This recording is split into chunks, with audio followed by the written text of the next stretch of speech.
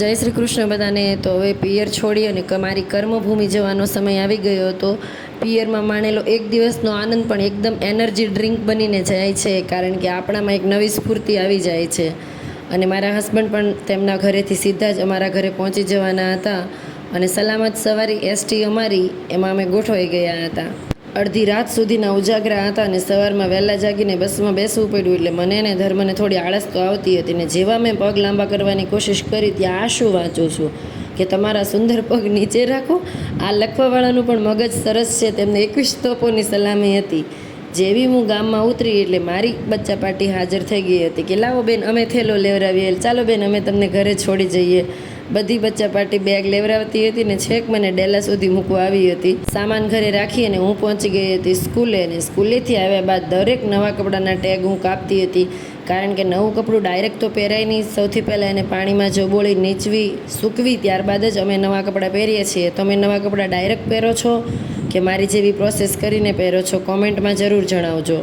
આમ પણ મને જોબ ઉપરથી સાંજનો ટાઈમ મળે છે, અને નવા કપડાં સૂકવવાનો ટાઈમ બેસ્ટ ટાઈમ સાંજનો જ હોય છે, કારણ કે આમ પણ તેનો કલર ન જતો રહે। આપણે તો એવું જ હોય છે ને સ્ત્રી તરીકે, નવા કપડાં સાચવીએ તેનો કલર ન જાય, એટલે સાંજે ધોઈને નાખીએ તો એનો કલર ના જાય। ને બીજે દિવસે સવારના બ્રેકફાસ્ટમાં બટેટા પૌવા અને ચા દૂધ હતું।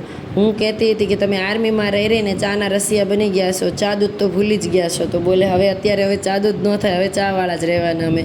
તો તેમની માટે ચા બનાવી, ધર્મનું દૂધ અને મારા માટે ચા દૂધ, એવી રીતે અમે બધાએ નાસ્તો કર્યો અને એમની સાથે વાતો કરતી હતી। ને હવે તેમને નીકળવાનું હતું કંઈક કામથી, તો તેઓ તો નીકળી ગયા પોતાના કામ માટે, અને ત્યારબાદ મારે જવાનું હતું મારી સ્કૂલે। એટલે તેમને મોકલ્યા બાદ હવે મારે તૈયાર થવાનું હતું, ધર્મને તૈયાર થવાનું હતું ને લંચ પણ પ્રિપેર કરવાનું હતું। તો અમારા મા દીકરાનું લંચ પ્રિપેર કર્યું અને ત્યારબાદ ધર્મને જગાડવા ગઈ, ત્યાં તો જોઉં છું કે ભાઈ તો ખુલ્લી આંખે સૂઈ રહ્યા હતા। ઘણા બાળકો આવી રીતે ખુલ્લી આંખે સૂવે છે, એનું કારણ શું છે તો મને ખ્યાલ નથી, પરંતુ ઘણીવાર મેં ધર્મને ખુલ્લી આંખે સૂતા જોયેલો છે। અને સાંજે અમે બનાવી નાખ્યો હતો સેન્ડવિચનો પ્રોગ્રામ। હસબન્ડ અહીંયા હોય તો કંઈક ને કંઈક અલગ પ્રોગ્રામ બને, બાકી મા દીકરાને અમે ઢોસા સિવાય બીજો કોઈ પ્રોગ્રામ બનાવતા નહોતા। ઘણા સમય બાદ આ સેન્ડવિચનું મશીન આજે નીચે ઉતાર્યું હતું, અને બ્રેડમાં બટર તો ગામડે મળે નહીં, એટલે આપણો દેશી ગાયનું મસ્ત ઘી લગાડી અને જે કાંઈ બટેટાનો આપણે માવો બનાવ્યો હતો તે માવો, લાલ ચટણી અને લીલી ચટણી બંને બનાવી હતી મેં। લાલ ચટણી છે તે ખજૂર અને આમલીનો ઉપયોગ કરીને બનાવી હતી, અને લીલી ચટણી કોથમરી, મરચાં વગેરેનો ઉપયોગ કરી અને બનાવી હતી। એમાં પણ જો ફુદીનો આવી જાય તો આ ચટણીનો સ્વાદ કંઈક અલગ જ થઈ જાય એમ હતો। ત્યારબાદ ફટાફટ બધા બ્રેડ તૈયાર કરી અને મશીનમાં મૂકવાનું ચાલુ કરી દીધું હતું, કારણ કે હસ્તીના ઘરે પણ પહોંચાડવાના હતા, અને એ લોકોને વાળું વધારે જલ્દી થઈ જાય ને અમારે વાળું લેટ થાય, એટલે પહોંચાડવાનું કોમ્બિનેશન હંમેશા ખરાબ થઈ જાય છે।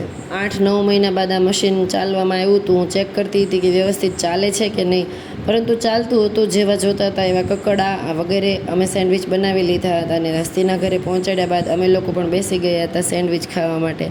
જમતા જમતા ફૂલ ફેમિલી ટાઈમ વિતાવતા હતા, અને સાથે અમે નીકમાં પેપા પીગ જોઈ રહ્યા હતા।